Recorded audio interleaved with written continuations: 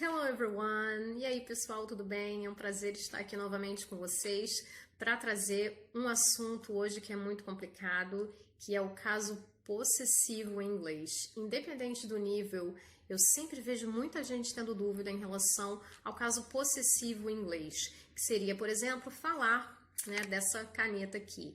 Como é que em inglês eu diria? Essa é a caneta da professora. Em inglês, isso seria This is the teacher's pen. Vocês notaram que depois da palavra teacher, ela soou como um S no final? Teachers. E é um S no final, que é aquele apóstrofo, que em inglês é apostrophe, S. E tem um leve sonzinho de Z, né? Então seria This is the teacher's pen. E aí vocês podem notar que o caso possessivo em inglês, né, que demonstra posse, ele fica ao contrário, né, do português. Em português a gente vai falar, essa é a caneta da professora, ou seja, primeiro a gente fala o objeto, depois a gente fala a pessoa, enquanto que em inglês, primeiro é a pessoa e depois o objeto. Então o foco no caso possessivo é aquele que possui mais aquela coisa possuída, no caso aqui um objeto. Então, o apóstrofe S ele recai sobre a pessoa que possui. Então, fica sempre ao contrário.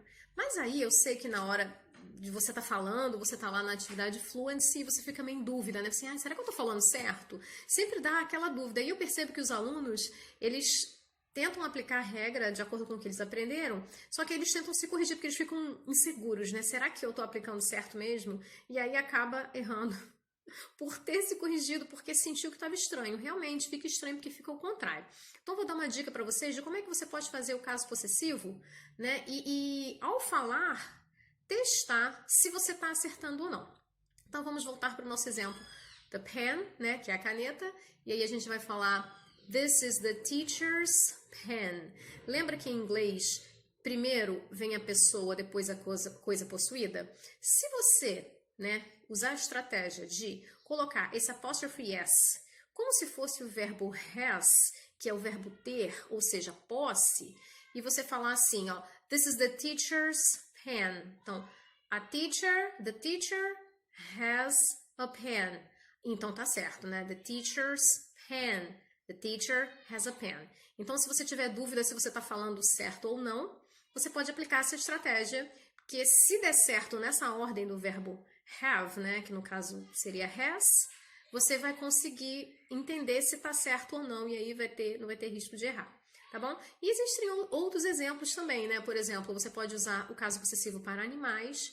Se você quiser falar a casa do cachorro, então vai ficar This is the dog's house. Então, the dog has a house. This is the dog's house.